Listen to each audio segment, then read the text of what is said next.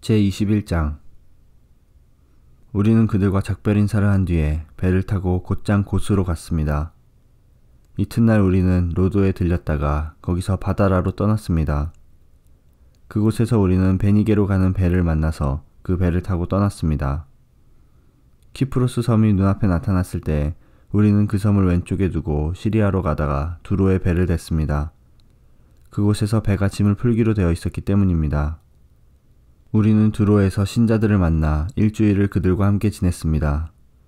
그들은 성령께서 알려주신 대로 바울에게 예루살렘에 가지 말라고 만류했습니다. 그러나 그들과 함께한 시간이 다 되자 우리는 그곳을 떠나 여행길에 올랐습니다. 모든 신자들이 아내와 아이들을 데리고 도시 바깥까지 나와 우리를 배웅해 주었습니다. 우리는 모두 바닷가에서 무릎을 꿇고 기도했습니다. 서로 작별 인사를 나눈 후 우리는 배에 올랐고 두로 지방의 신자들은 각자 집으로 돌아갔습니다.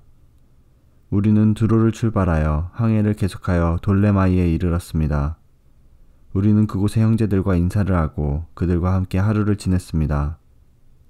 이튿날 우리는 돌레마이를 떠나 가이사랴로 갔습니다. 그곳에서 7 집사 가운데 한 사람인 전도자 빌립의 집에 들어가 그와 함께 지냈습니다. 빌립에게는 결혼하지 않은 4딸이 있었습니다. 그들은 모두 예언하는 사람이었습니다. 우리가 여러 날 그곳에 머물고 있는 동안 아가보라는 예언자가 유대에서 내려왔습니다. 그가 우리에게 와서 바울의 허리띠를 가져다가 자기 손과 발을 묶고 말했습니다. 성령께서 예루살렘에 사는 유대인들이 이 허리띠 임자를 이와 같이 묶어서 이방인들에게 넘겨줄 것이라고 말씀하십니다. 우리는 그 말을 듣고 그곳 사람들과 함께 바울에게 예루살렘에 올라가지 말라고 간곡하게 말했습니다. 그때 바울은 이렇게 대답했습니다. 어찌하여 그렇게 울면서 나의 마음을 아프게 하십니까? 나는 예루살렘에서 묶이는 것뿐만이 아니라 주 예수님의 이름을 위해 죽는 것까지도 각오하고 있습니다. 바울이 우리의 권함을 받아들이려 하지 않았기 때문에 우리는 주님의 뜻대로 되기를 바랍니다 라고만 말하고 더 이상 아무 말도 하지 않았습니다. 이렇게 여러 날이 지난 뒤 우리는 떠날 준비를 하여 예루살렘을 향해 출발했습니다. 가이사랴 출신 제자들 몇 사람도 우리와 함께 갔습니다. 그들은 키프로스 사람 나손의 집으로 우리를 데려가 거기에서 묵을 수 있게 해주었습니다. 나손은 오래전에 신자가 된 사람이었습니다. 우리가 예루살렘에 도착하자 형제들이 우리를 반갑게 맞아주었습니다. 이튿날 바울은 우리와 함께 야고보를 방문했습니다. 그 자리에는 장로들도 다 모여 있었습니다.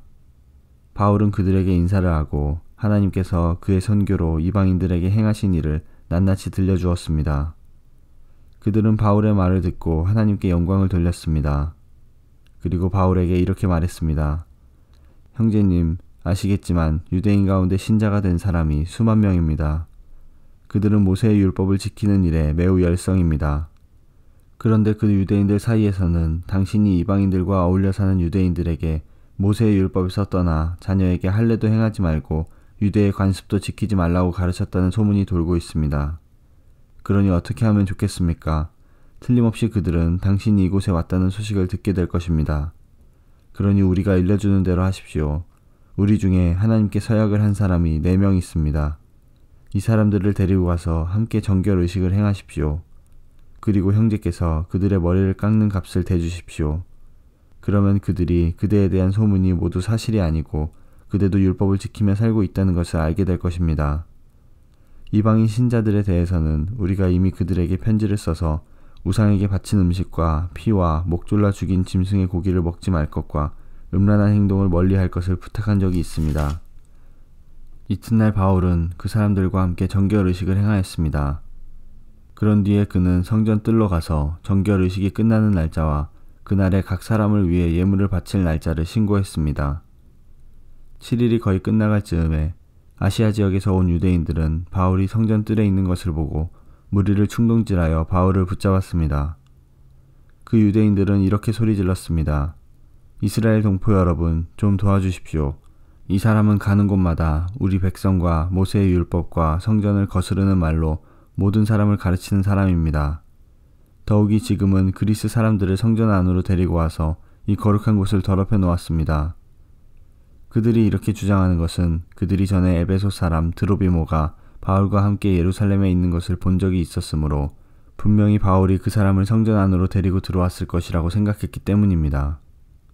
그러자 온 도시는 시끄러워지고 사람들이 몰려와 바울을 붙잡아 성전 바깥으로 끌어냈습니다. 그리고 바로 성전 문이 닫혔습니다. 그들이 바울을 죽이려 하는 순간에 예루살렘 도시 전체에 폭동이 일어났다는 보고가 로마 군대 천부장에게 전달되었습니다. 그는 즉시 백부장 몇 명과 군인들을 거느리고 군중들에게로 달려갔습니다. 폭도들은 로마 군대 천부장과 군인들을 보자 바울을 때리던 것을 멈추었습니다.